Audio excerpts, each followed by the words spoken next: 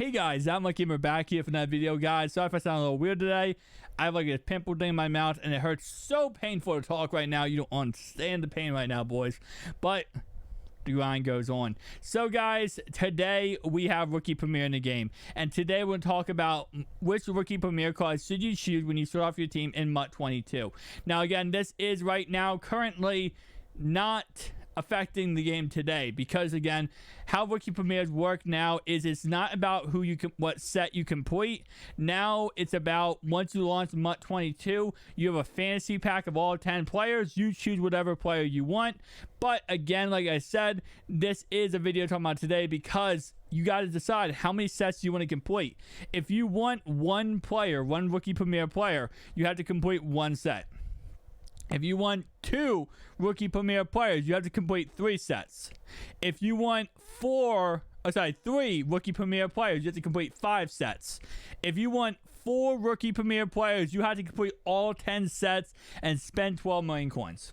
Less than 12 million coins if you go ahead and complete the exchange sets. So, yeah. That's pretty much what you have to do in order to go ahead and get that done. With that in mind, though, let's talk about the players we have today. We have Elijah Vera Tucker. We have Christian Baltimore, Jamar Chase, Jalen Phillips, J.C. Horn, Kyle Pitts, Micah Parsons, Najee Harris, Siobhan Morig, and Trevor Lawrence. Now, these cards, these Rookie Premier cards, do not get upgraded throughout the season like they have in the past. Once you load into MUT 22, these players will be their final overall, the final form, and all of these players should have an overall around 88 to 90 overall, somewhere in that range. A high overall player, as EA does claim. So these will probably all be like an 88 to 90 overall card. So keep that in mind. This is based on day one. You could have up to 4 90 overall cards pretty much, which is absolutely insane. So starting off right away, who should you choose for your players? Okay. Number 1, Najee Harris, okay? He's the only running back on the board, and that is honestly, my perspective, probably the best player to choose, okay? When you start off the year, right? Not everybody, but when I start off the year, I've been playing MUT since MUT 10, guys, okay? I've been playing for now 12 years. And when you start off the year, the first thing you do when you do solo challenges, a lot of time is some people, have issues with learning the passing game when the MUT first comes out. And you guys already know, if you played MUT day one, you know how glitchy that can get. It can get really broken day one. So I always like to go ahead and get a good running back. Because especially with solo challenges where it might be a full game solo you have to complete, running the ball is your best friend. And if you have a good running back, you're going to go ahead and go very, very far. Now, I'm not expecting these cards to have juice stats, but at least Najee Harris should have like 86 speed, which is going to be good enough for the first couple weeks of MUT. So, very good to have a really good running back. He also does have some pass catching ability. So, that definitely, like I said, again, another really good player to go ahead and have up the middle here. Very good for early MUT games. All right. And if you do play online, again, like I said, I don't know how glitchy it's going to be next year. We're going to see once I play the beta on the 17th. But you might want to just have a good running back just to hand the ball off 200 times and maybe beat someone online doing that.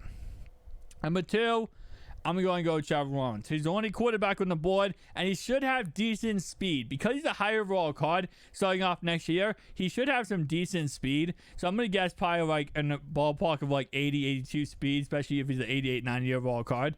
That's not bad at all, and that should give you the ability to throw some dots and also be able to get out of the pocket. Or even if you want to get a little glitzy and go ahead and do read options with Najee Harris, would not be a bad idea in my opinion. Just because, again, he does go ahead and give you a lot of mobility.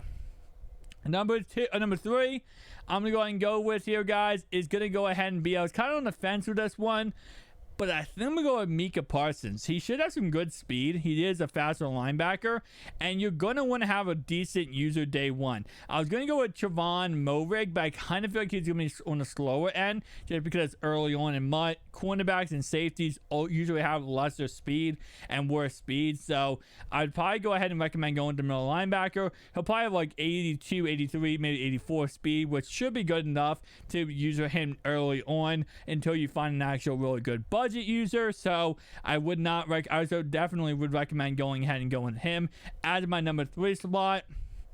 My number 4 slot is it's between 3 players right now. It's between Jalen Phillips, Jamar Chase, and Kyle Pitts.